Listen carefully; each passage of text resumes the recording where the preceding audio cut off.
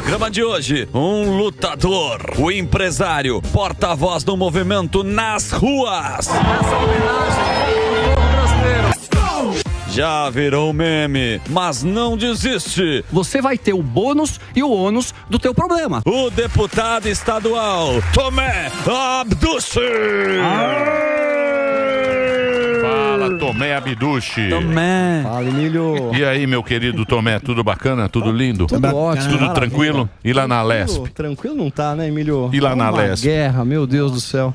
Eu gostaria que você explicasse para a nossa audiência, assim como a gente não conseguia explicar por que a batata está custando 15 mangos por quilo. Mas você é capaz de explicar esse negócio das escolas, que teve a votação, teve lá uma quebradeira. Quebradeira. O que é essa escola cívico-militar? É esse o nome? Sim, as escolas cívico-militares. O que é isso aí? É importante explicar que isso é uma promessa de campanha do governador Tarcísio que está sendo cumprida. Então, as pessoas elegeram o governador Tarcísio baseadas num plano de governo. Isso, e dentro certo. do plano de governo dele tinham as escolas cívico-militares. Nós temos 94 deputados na Assembleia que votaram a favor das escolas cívico-militares. O que é isso? É importante a gente tentar desmistificar um pouco os absurdos que falam. Ah, a escola agora vai ser dos militares, vão aprender Porque tem tudo dos escola militares. militar, tem escola militar. Que é uma coisa. Isso. E, aliás, tem uns índices maravilhosos. Sim, mas não tem nada a ver com a escola normal. Não tem nada a ver. Primeiro é importante a gente salientar que o currículo vai ser o mesmo currículo e as matérias vão ser as mesmas matérias de uma escola normal. Os professores, o EPG. O básico, o que todas as outras escolas têm. É importante salientar também que os professores serão os mesmos. Só que nós vamos ter alguns militares, que são da reserva, que vão estar ajudando a administrar algumas matérias extracurriculares. Como, por exemplo, o currículo escolar continua o mesmo. A gente vai ter ali o civismo, a cidadania, a adesão de algumas escolas e não de todas as escolas. As escolas podem querer aderir ou não aderir. Aí eu pergunto para você, o que você prefere que seu filho aprenda no intervalo? Quando você tem um intervalo lá, o recreio, fazer dancinha com o bumbum para trás? Ou alguma coisa que leve a educação, patriotismo, respeito, campeonatos, foco, determinação? Isso é importante. Esporte. Disciplina, esporte. É tudo isso que qualquer pai quer. Pergunte para qualquer pai no Brasil, o que você espera de uma escola na questão de educação para os seus filhos? É exatamente isso. Mas a esquerda não quer isso. É lógico. A esquerda não quer. Eles querem continuar aculturando as nossas crianças para ter a cabeça progressista. E a geração do PT, os filhos do PT estão aí. Essa geração que quebrou a Assembleia inteira. Não, e tem uma coisa que isso que eu ia comentar Então, mas contigo. pera Teve lá. na Sabesp, não, que teve da Sabesp assim, o pessoal vai votar. Aí os deputados se reúnem, acho super válido a manifestação, vai lá os grupos, eu sou a favor, contra. Tudo bem. Aí votou. Aí ganha, seja a aprovação da privatização da Sabesp, seja da escola, aí o pessoal não aceita o resultado e quebra tudo. Quando acontece do outro lado, que também está errado, vai todo mundo preso. É terrorismo, né? Mas pera lá, mas vamos entender a situação. explicar Vamos entender a situação, porque tem escola de rico e escola de pobre. Tem escola de rico que você pega, você tem dinheiro para coisa escola particular. Pera lá, deixa eu terminar, por favor. Você tem escola de rico e escola de pobre. Escola de rico é assim: ah, eu quero que meu filho estude e aprenda inglês. Põe lá no Sample, paga 20 conto pro cara, o moleque estuda lá, tem bebedouro de ouro e o cacete. E aquela escola é onde você manda. Você chega lá e manda. E tem a escola do cara, que é a escola pública, que é o que a gente está falando aqui. Por exemplo, eu tenho meu filho e preciso colocar na escola pública. Como é que é o processo? Tem que ser perto da minha casa? Como é que funciona isso? Para a gente poder entender, porque senão ninguém vai entender essa história. Então, Emílio, óbvio que você tem a preferência para colocar próximo à sua casa numa escola pública. Agora, a escola cívico-militar, ela vai dar a oportunidade do pai que queira uma educação um pouco mais tradicional, uma educação com disciplina, deixando claro que o currículo escolar é o mesmo, a opção de você estar colocando numa escola cívico-militar. Então, mas aí tem o quê? Tem um vestibularzinho para entrar? Precisa de alguma coisa? É por ordem de inscrição. Não é. Você não tem que fazer uma prova para saber para qual escola você vai. Você vai ter as escolas, as opções, é próximo à sua casa, tem vaga, você matricula seu filho. É da maneira mais simples. Mas depende do pai. Depende da vontade do pai. Eu, por exemplo, como pai, gostaria muito de ver meu filho numa escola que tenha disciplina. Perfeito. Não numa escola a qual você tem um professor na hora do intervalo ensinando crianças a colocar a camisinha com a boca. É isso que a gente espera como nação? Não, tudo bem, então, tudo assim, bem, mas vamos essa entender. questão. Então, mas vamos Mecânica. a mecânica disso aí.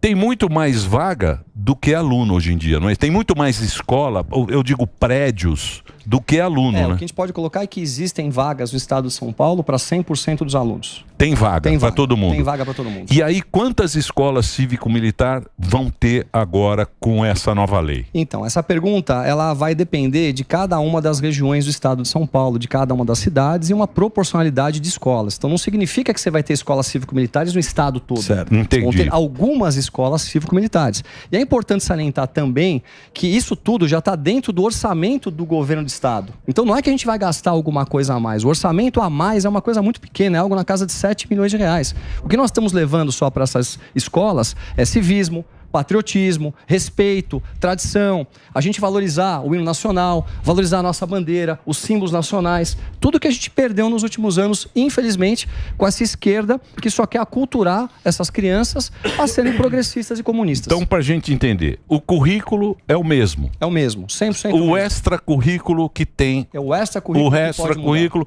que tem aquele... simples assim. Não precisa complicar. Não é nada além disso. Então a esquerda está com medo, dizendo que agora nós vamos estar aculturando as nossas crianças a serem da direita extrema. Escola de extrema direita. Isso não existe. Isso não existe. O que a gente não quer só é que falem para nossos filhos coisas que não têm princípios e valores, que é o que está acontecendo hoje em todos os casos. Mas isso não vem do MEC? Isso vem não tenha dúvida, do processo Paulo Freire, que acabou com a educação do Brasil nos últimos anos. Desde que eu me dou por gente, a educação é Paulo Freire. Olha o que nós formamos. Olha essa juventude que nós formamos. Vocês não têm ideia o que foi o bastidor da Assembleia Legislativa. É um problema sério, porque eles estão lá a mando de alguém, articulados, com liderança, alguém financia a ida deles para estarem lá, eles têm grito de guerra e eles sabem como devem se portar, inclusive, porque a linha de frente deles começa a afrontar os guardas e começa a querer invadir a Assembleia, e muitas vezes invadem. A linha de trás já está com os telefones todos ligados para falar, olha só, estão batendo em estudantes, estão batendo em mulheres, estão batendo em negros, uma coisa de louco, agressivos, com um olhar de ódio. E o pior de tudo, eles não sabem o que estão fazendo lá. E é nessa questão que o Sami falou, porque, que nem ele falou, se fosse do outro lado já ia estar tudo preso. O que aconteceu com essa turma? Alguém foi preso de fato? Sim, eles foram presos, sim. Eles tiveram a entrada na delegacia, mas na audiência de custódia, todo mundo voltou para casa. Eu não consigo entender, eu não consigo entender. Isso é política, né? Isso não é política, não é? Não, política. E a turma que cometeu vandalismo lá em Brasília? Não, eu sei. Não, mas eu digo assim, por exemplo, tem escola hoje ainda tem escola católica. Se eu quiser, eu posso colocar. Tem escola judaica. Tem escola judaica. Por que não pode ter uma escola cívico-militar? Isso que eu não consigo entender. Não quer. A esquerda quer continuar manipulando os nossos jovens a serem o que eles são hoje. Mas pessoas totalmente ideológicas, direcionadas, que não conseguem ter um raciocínio lógico para compreender a realidade do que está acontecendo e que vão lá para poder cumprir as pautas deles. E sabe uma coisa que me entristece muito? Eles usam eles como objeto de manobra, simples assim, porque eles colocam a vida dessas crianças em risco. Porque imagina, se afrontar lá uma tropa da polícia é uma coisa muito séria. Você entrar, quebrar tudo, a polícia precisa reagir àquilo tudo. E aí depois, esses mesmos deputados, sabe o que fazem? Eles vão no plenário dizer, estão batendo nos nossos jovens, os policiais opressores e agressivos estão agredindo as nossas crianças. Eles não estão nem aí para as nossas crianças. Isso daí também não é um ataque à democracia também? Isso é um ataque, totalmente. E outra, é manipulação de um jovem para uma pauta pessoal do progressismo da esquerda. Eles destroem tudo. E a gente sabe o que aconteceu com a doutrinação das escolas, você vê nos Estados Unidos, pode ver aqui no Brasil, né? Que quando tem uma parte ideológica, muda até. Os professores têm um papel em relação a isso. Os professores têm um papel importantíssimo, e quando o professor ele entra para ensinar ideologia e não ensinar matemática, português e tudo mais que a gente precisa ter dentro de um currículo escolar, a gente vê o tipo de jovens que a gente forma. Eu olhava para aqueles jovens assim, com uma dor no coração, sabe? E pensava, o que será deles daqui a 15 anos? Esse é problema deles. Eu penso assim, eu falo, problema de vocês. Não, porque eu penso assim. Eu acho que é uma raiz do problema. Eu penso assim, e não venha vocês com essa conversa. Quando eu vejo esses jovens, eu falo, azar o deles. Mas de quais jovens? Desses aí, ó, que ficam lá, o futuro. Mas tem alguma crítica? O futuro crítica? está na mão deles. Tem alguma crítica em relação à ideologia dentro dessas escolas militares que a esquerda coloca, né? Porque eles levantam essa pauta, né? Não haverá ideologia. Não tem ideologia, são você não disciplinas. pode ter ideologia na escola. Perfeito. A partir do momento que você passa a disciplina, horário de chegada, né, que você cumpra as atividades, que você possa ter algum tipo de competição demonstrando liderança, disciplina e outras pautas importantes para um jovem. Um jovem precisa crescer São valores. Com alinhamento, valores e princípios. Mas isso. é o professor, né? É o professor. É porque é o professor, escolar, a escola é o professor. Por isso que eu acho o professor é o cara que tem que ser o cara mais interessado na escola. Ele tem que ganhar muito bem. O mestre. É ele que... Você pode ver, Tomé. A gente lembra do professor que a gente gostou. O professor que a gente gostou, a gente não esquece a vida inteira. Mas é o cara que tinha prazer em ensinar, que tinha... Eu lembro que eu tinha professor... É lógico, mas também tem... Ele também vem da ideologia. Porque, porra... Quando você vai ensinar alguém, você ensina do teu jeito. Não é? Mas sem impor. Você pode fazer o cara raciocinar e ler 2 livros. Mas mais ou menos. A escola não deve ter ideologia. A escola tem que ensinar a pessoa a ter um raciocínio lógico e a compreender as matérias. Se você for levar ideologia para dentro da escola, você acaba com o país. Mas eu peguei escola dos militares. Eu peguei escola com educação moral e cívica. E tinha... Cantava hino no E olha a geração que formou-se. Mais ou menos. Nós não somos também nada. Topzera. Não somos topzera também. É mais preocupante. Olha, eu tive muitos princípios e valores que vieram da escola. O que foi, Dedê? Não, que o Tomé tá falando que é ideologia não é só ideologia. Tem um negócio chamado Saresp que avalia as escolas. E as escolas, eu lembro que as militares eram as mais bem avaliadas. Então, se bombar de escola militar, quando chegar na avaliação, vai mostrar que eles estão muito mais à frente. E as que não são administradas pela polícia vai ser... Aí cai a narrativa da turma, né? Cai a narrativa, entendeu? Mas a narrativa da esquerda é não deixar que aconteça. Aí, sim, eu preciso contar pra vocês o que aconteceu depois, quando a gente fala em democracia, que a esquerda tanto fala. Depois que nós tivemos a primeira votação, que era um método de votação, nós tivemos mais de 50 votos, nós já percebemos que nós íamos ter votos suficientes para poder aprovar as escolas cívico-militares. Só que nesse intervalo existem alguns discursos, alguns parlamentares vão lá para se posicionar.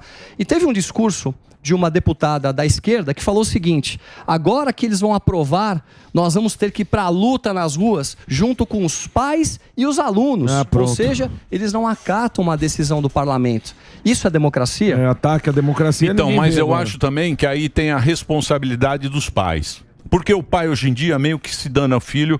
Tá na escola, beleza, nem olha currículo, nem olha nada. Porque é o pai que tem que ver isso aí. O que o menino está aprendendo na escola. Porque essa ideia aí é do papai Fidel. O papai Fidel que falava da revolução. Que ele falou, não, a revolução começa lá com a criançada. Na escola. Começa na escola que isso aí vai, não adianta mais, não tem mais arma. É na escola, você cria a geração. É que nem o jesuíta. O jesuíta, como se o jesuíta for esperto, quando eles vieram para cá, eles tinham que aprender outra língua. Não é? Eles tinham que ensinar na outra língua. Tinham que ensinar o que era Jesus para os índios. Pegaram as crianças. Porque falaram, vamos pegar a criança, aprenderam a falar, falavam com as crianças, porque as crianças levavam para os pais e aí você formava o que você queria. Vai na base. Que é o princípio que você fala da escola ensinando a criança e a criança faz o que você quer dela. Eu vou discordar em partes com o que você está colocando pelo seguinte: a gente vive num país onde a renda per capita é algo na casa de R$ 1.500. Se você somar o que todo mundo ganha do mais rico ao mais pobre, a renda é essa. Pelo CLT, a pessoa recebe uns R$800, R$900. Ela gasta para alugar uma casa numa comunidade, numa periferia, algo em torno de R$500. A maioria do Brasil tem R$400 para viver o mês inteiro, para comer, para poder comprar remédio, para se vestir. Essas pessoas estão tão preocupadas em poder trabalhar e tão cansadas dentro de um ônibus o dia todo, na ida e na volta, que elas não têm condição de olhar para a escola com esses olhos que nós olhamos. A escola é perto de casa, coloca lá. Ela chega em casa extremamente cansada. Para pensar, você trabalhar o dia inteiro que nem um louco, ter o seu filho em casa, no dia seguinte tem que sair de casa às 4 horas da manhã. Então ela não tem esse discernimento e essa atenção para poder falar, eu não quero meu filho nessa escola, eu quero levar para aquela escola. Mas tem que fazer esse esforço. Como leva? Tomé. Mas Exato. é difícil, Emílio. Não, tem que fazer. É uma realidade isso. Filho para trabalhar, não tem tempo. O cara tem que saber que filho, ele precisa cuidar do filho. Não adianta deixar... É o que acontece com todo mundo hoje em dia. O cara deixa o filho na escola... Delega a escola de rico, ele vai lá e briga com o cara, fala, eu pago aqui essa escola, eu quero que meu filho seja bem tratado, eu sou o cliente aqui. E tem a escola que é a escola Escola pública que é mais ou menos. Sim. Eu queria rapidamente só fazer um agradecimento aqui à Polícia Militar do Estado de São Paulo, ao BAEP, pela atitude firme que vocês tiveram. Vocês, homens e mulheres, que levantam todos os dias para poder defender a nação brasileira, tiveram uma postura exemplar dentro da Assembleia Legislativa. Eu queria dizer aqui que vocês são um orgulho para a nação brasileira. Parabéns a vocês. Candidato. Ô Tomé, aliás, eu vou fazer o break. Pera aí, tem que fazer o break? Puta, tem que fazer o break. Tem que fazer o break. Tem a pergunta pinga-fogo. Calma. Depois do break. Só tô fazendo Daqui a pouquinho. Daqui a pouquinho. Então vamos fazer o break agora? A gente tá aqui para que você entenda como é que vai ser esse... É só estado de São Paulo, né? É no Brasil? Tem no Estado de Brasil? São Paulo. Tem outros estados também. Tem, essa escola tem nos outros estados? Tem, alguns outros estados tem também. Então, para que você entenda, está aqui o deputado Tomé Abduch, que teve lá nessa votação. Ele está explicando direitinho como é que é esse negócio de escola cívico-militar. O Instagram dele é Tomé_Abduch. O break é do Dedê. Vai lá, Dedê. Pom. Tomé, eu queria perguntar para você em relação ao material escolar. Você estava falando da doutrinação, o material que a gente sabe da doutrinação pelos professores. Ali ele está falando uma matéria, às vezes tem vários vídeos na internet, ele fala sobre alguma coisa de política. Mas e o material físico? Qual é o nível de doutrinação no material escolar e qual é a diferença dessa escola cívico-militar? O material é o mesmo, não muda nada. O mesmo material que vai ser usado numa escola cívico-militar é de uma escola tradicionalmente. É a mesma coisa, não muda nada. Essa ideologia depende muito da maneira como o professor coloca o que está dentro do material escolar, a linha que ele quer dar. Ou seja, nós precisamos ter professores que compreendam via algum tipo de lei que eles não podem estar doutrinando alunos para centro de direita ou de esquerda. Sabe o que acontece com isso? A gente coloca o país de uma forma que nós ficamos um contra os outros. O Brasil hoje está totalmente polarizado, Emílio. Sim. Tá errado isso. Não, eu entendi o que você falou, Tomé, mas assim, existe o material, por exemplo, na matéria de história, existem várias deturpações da história do Brasil em questão já, não só do professor militar, mas no livro. Na metodologia. Existe sim. Normalmente, quando o MEC ele tem ali um governo de esquerda, eles sempre tentam introduzir a verdade deles, que não é a verdade verdadeira dentro do currículo e de tudo que nós temos ali em relação à matéria que é aplicada. Quando há um governo de direita, no caso do governo passado, isso acabou. Até as próprias provas que são feitas anualmente para poder avaliar o conhecimento dos alunos, existe uma ideologização dentro dela. Então é muito cuidadoso o governo estar cuidando do que se coloca dentro do currículo, porque se a gente caminhar para poder o tempo todo ficar levando para lá ou para cá, a gente vai destruir o Brasil. Então nós temos que acabar com isso. E a escola cívico-militar não tem ideologia. Tem disciplina, educação, respeito, foco, que é o que a gente precisa para os nossos filhos. Bonito, hein? Tá falando como candidato, hein, rapaz? Não, sou eleito, pô. Primeiro ano, imagina. Segundo informações. Você é conservador, né, Tomé? O progressista, ele pensa completamente diferente, né? Ele fala outras coisas. Você sabe que eu tô lembrando agora da época que eu tinha, e sempre teve essa discussão, porque sempre tem as teorias. Certo. Sempre você vai, principalmente história, essas coisas. Sim. Sempre tem as teorias, da história, você saber como é que foi o Brasil, tal, não sei o quê. Eu tinha um professor que eu achava muito bom, mas era um saco, porque ele falava, hoje nós vamos discutir esse assunto. Eu tenho aqui 3 livros para vocês lerem. Daí vocês tirem a própria conclusão que vocês quiserem. Eu achava isso um absurdo. Porque você tinha que ler 3 livros, tá maluco. E ele não mastigava. Não. E ele te dava o direito de decidir o que era o melhor. Uma teoria. Fazia você pensar, era melhor assim, né? É complicado. Tem que ler 2 livros, né? Dava 3. É que a gente tem 3, depois vocês você lê têm 2 que ler. livros? Então, depois a gente discute. Mas aí, bicho... Mas melhor que a gente... assim do que o cara empurra a goela abaixo. Mas aí é um inferno. Você pode tratar como brincadeira, mas a doutrinação ela faz parte de todos os lugares que a gente vê que tem um problema muito forte. É só pegar o que aconteceu nos Estados Unidos agora com esses estudantes. Assusta muito. Então, se tem um pensamento e o professor quer impor, o cara manipula. O que aconteceu na USP agora? Os caras acampando pro Hamas, sem saber. Eu acho que a sua maior preocupação também, além das crianças, é o que vai ser lá pra frente. É o que você quer construir. Sabe que eu ouvi um discurso de um deputado da esquerda ontem dizendo que nós temos que fazer com que toda a educação ela seja decidida pelo governo federal. E que os estados não tenham nenhum tipo de influência em cima disso. Ou seja, Tudo federal. Vocês imaginam que vai virar o Brasil? Agora, né, que ele vota, né? Vocês imaginam? Educação é família, é pai e mãe. É pai e mãe. É pai e mãe. Você não pode, na escola, ficar permitindo que haja sexualização da infância, que fiquem dizendo pro seu filho A ou B. Isso é uma coisa que ele vai aprender com a vida. Exato. Se você ensinar a pessoa a ter princípios e valores e respeito, tanto faz o que você vai virar pra frente, porque uma vez que você aprende respeito, você sabe a importância que é a gente ter uma aceitação por qualquer tipo de pessoa, independente do seu direcionamento sexual, da cor da sua pele, se é rico ou pobre. Então é tão fácil. Agora, a educação do Brasil, na mão da esquerda, desses progressistas, vai para um caminho totalmente na contramão do que deu certo. Ô, Tomé, você acha que entre os jovens isso tem melhorado? Porque, por exemplo, se a gente não tivesse essas filmagens de celular do que aconteceu, a gente só teria o jornal lá. Jovens são maltratados, são agredidos pela polícia. Você acha que a internet está mais ajudando a turma a perceber toda essa narrativa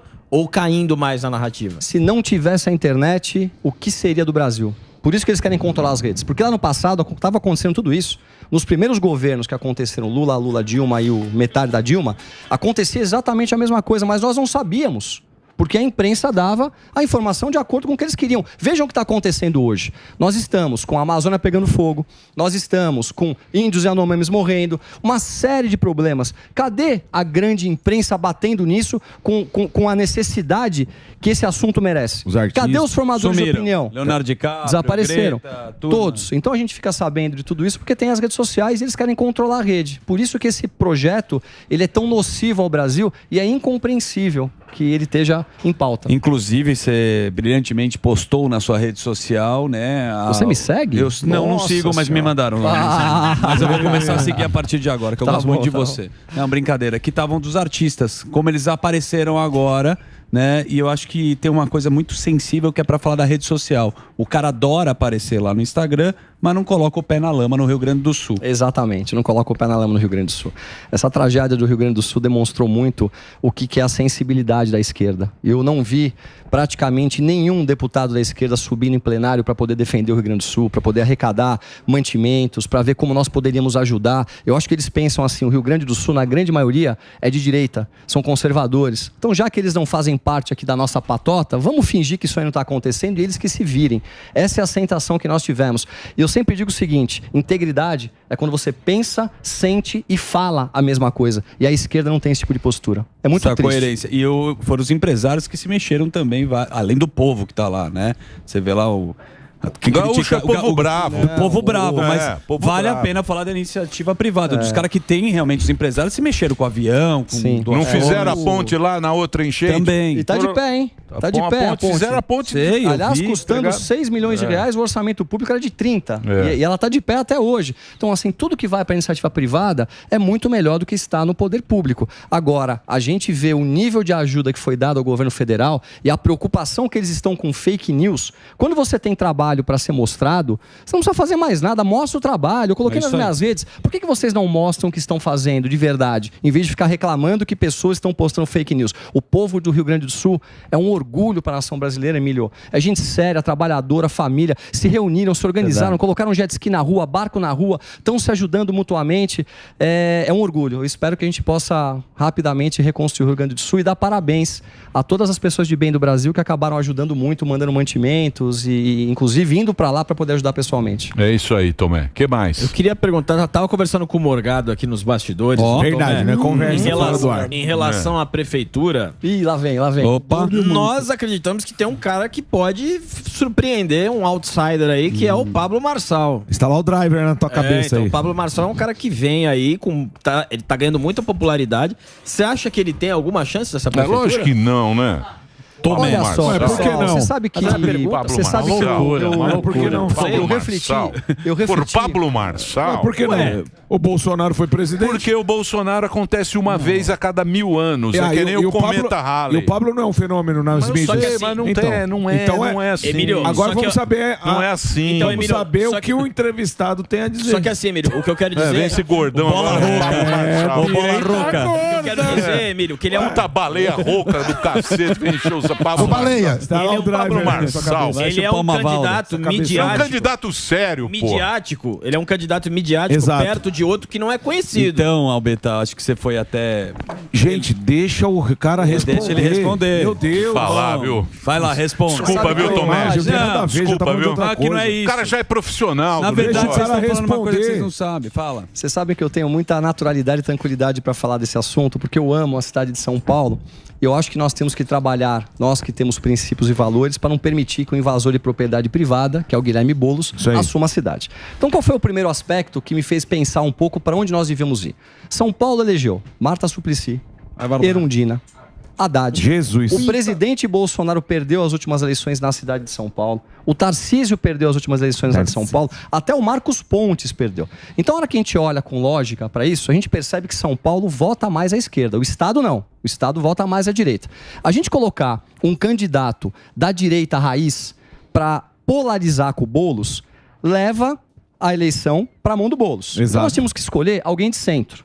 Quem é de centro hoje que está como prefeito da cidade de São Paulo? É o Ricardo Nunes. Ricardo Nunes, eu não conhecia. Eu tive a oportunidade nos últimos meses de poder estar perto dele. E ele se demonstrou uma pessoa extremamente preocupada com a cidade. Ele está trabalhando muito, ele chega muito cedo, vai embora muito tarde, está entregando importantes obras na cidade de São Paulo. A gente percebe, é claro que eu não conheço o passado, o que pode estar debaixo do tapete, apesar que eu não acredito nisso. Mas o que eu conheci do Ricardo é uma pessoa preocupada com São Paulo, sensível, trabalhadora e que tem bons princípios e valores. Então nós temos nele, hoje, o nosso principal candidato. Agora tem que escolher um vice. Fazendo campanha. Olha o vice aqui. Não tô. É campanha. Não é. Deixa eu falar. Sabe o que é? E o vice quem é? O vice, eu acho que depende. Não, gente. O vice depende. Eu cheguei na política agora, eu tô há um ano na política, eu tenho ainda 48 anos de idade, eu tenho um futuro político enorme pela frente e eu não tô com pressa. O que eu quero é ajudar para que Boulos não se eleja prefeito de São Paulo. Amém. Existe um grupo político por trás, que é o presidente Jair Bolsonaro, o Valdemar Costa Neto, o próprio Ricardo Nunes, o Tarcísio. Qualquer decisão que for tomada por eles, eu com certeza vou estar junto com o grupo. Então, se falar... O meu nome foi ventilado. Isso. Eu me coloco à disposição, não tenha dúvida. A cidade de São Paulo, a cidade onde eu nasci, a cidade onde eu conquistei tudo que eu tenho, a cidade onde eu crio os meus filhos, a cidade onde eu quero morrer. Boa. Então eu me coloco à disposição, mas pra mim não é uma obsessão isso. Eu tô à disposição. Ô, Tomé, eu tô você escalar, você joga. Você se escalar, eu jogo. Você é um cara legal. Você é um cara do bem. Ele é. Você é um cara do bem e política não é feita por gente do bem, infelizmente. Política tem aquele negócio do Maquiavel, eu pergunto. Oi? Príncipe. Olha lá o Gordão. O Gordão já quer emplacar o Pablo Marçal. Ué, mas é só esperar, É só esperar pra ver. Pablo Marçal. Famosa fritada com Não, queijo. deixa o Pablo Marçal lá fazendo os cursos dele. Não queira complicar a coisa. Tá ajudando o pessoal O Pablo Marçal é um cara muito legal. Ele é. Mas Ele eu não é. sei se ele tem tamanho. E eu não sei se ele pode atrapalhar. Porque se ele entra agora no meio, ele vai tirar voto dividir. de quem? É lógico. Vai tirar voto de quem tem condição de ganhar, né, do Boulos. Então, eu não sei se estrategicamente, se a gente for pensar no melhor de São Paulo, é boa uma candidatura do Pablo Marçal. Nós temos que pensar no que é melhor para a cidade de São Paulo. São Acho que isso é Paulo integridade. vota mal. Vota mal! Mas o Tomé, se ele fosse, eu votava em você, Tomé. São Paulo é a fico super cidade que mais vota mal do mundo. Historicamente. Do mundo. Os caras meteram Erundex. Não, Erundina não. Você lembra Erundina? Verdade. Jesus Cristo. Porra, Erundina. Doutor Paulo. É verdade. É verdade. É verdade. Leva leite. Se você pegar... Não, dá uma puxada. Dá uma Na puxada. capivara. Acelera. É importante. Jesus. Acelera. No importante você foi lá também. Aquela roupinha de gari. Não, o pior, sabe o que é? Ele foi no importante. Vota mal! Ó, Clean Chili Beans. É verdade. É Tomé. importante, Tomé. Você vai fazer uma homenagem pro... Nossa, que bom que você tocou nesse assunto. Rolling Você vai fazer uma homenagem. Que bom, fiquei muito feliz. Não é? Vou. Cantando Ele agora vai no fazer palco. uma homenagem pro Roberto o cara que Campos. você gosta, Roberto Campos, de presidente Siqueirinha. do do Banco Central. Olha, eu Roberto tenho, Campos. eu tenho uma grande emoção quando eu falo do Roberto Campos, porque eu acho que hoje ele é um grande, é um dos vai grandes chorar, nomes do tá? nosso país. Não vou chorar, pode ficar tranquilo. Ele é um Não, dos grandes porque senão- nomes do nosso país. É um homem sério, é um homem que está conseguindo ainda segurar a nossa economia, mesmo estando num ambiente totalmente nocivo, tomando pressão de todos os os lados.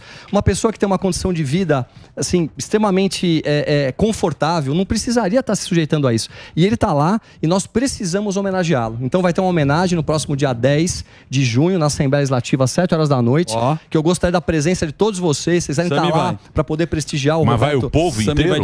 Quem quiser ir, vai ter um espaço lá na sessão plenária para poder receber as pessoas. E muitas pessoas já confirmaram importantes. O governador Tarcísio confirmou, o prefeito Ricardo Nunes confirmou, confirmou também Paulo Guedes, a turma da política clássica, a maioria. O Paulo Guedes não vinha aqui no Pânico? Você falou que ele vinha? Falei, mas não é legal você falar no ar, porque ele está em negociações. Não pode falar, é segredo. Pode, a gente trabalha em segredo. Não, chama-se profissionalismo. Não pode.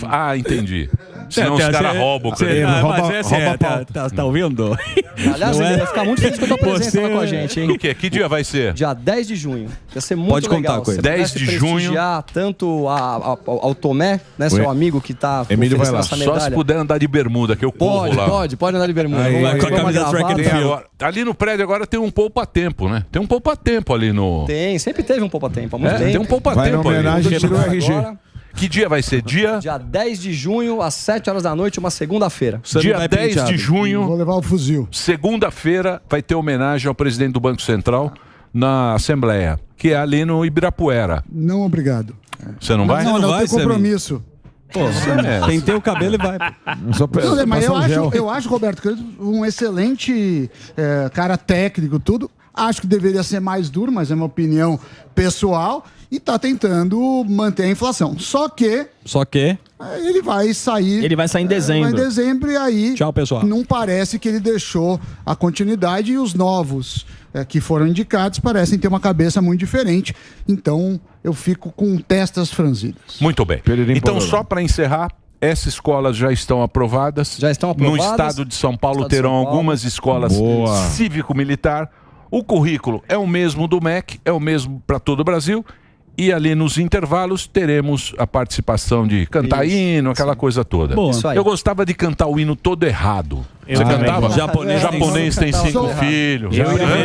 Soldado inteligente. Vocês sabem, pessoal, deixa eu falar uma coisa pra vocês. Esse projeto das escolas cívico-militares não foi um projeto meu, né? Apesar de eu ter aprovado de uma maneira direta, mas é importante a gente salientar as pessoas importantes para isso.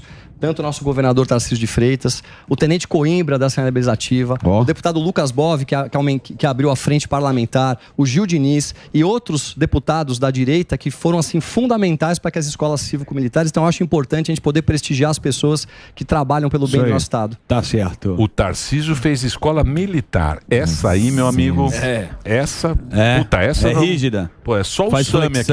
Só o SAMI que passa. Só o SAMI que passa. Não sei se eu passo. Você passa. Só não passa na educação física. O SAMI, eu vou contar um negócio pra você. O SAMI é louco. Porra. Olha essa história do SAMI. O SAMI, ele prestou concurso, o pai dele falou, você tem que fazer concurso pro Banco do Brasil. Ele passou em primeiro lugar. Passou em primeiro, mas ele não fala. Pera lá, calma. Ele passou em primeiro. Banco do Brasil é um puta, é difícil, porque tem muito candidato. Passou em primeiro lugar, aí ele foi. Aí colocaram ele aqui em Guarulhos. Aí ele foi 2 dias, pediu demissão. Muito longe. Ele falou muito chato. Falou muito chato disso. Uma salva de palmas. Isso aí. Muito bem. Daí parou na Tomé, obrigado por você ter vindo. Obrigado, Emílio. O Instagram do Tomé é Tomé_Abduch, tá aí pra você. É isso aí. A rede do Tomé. Tomé. Obrigado por você ter vindo, Tomé. Obrigado, Sempre é um Emílio, prazer.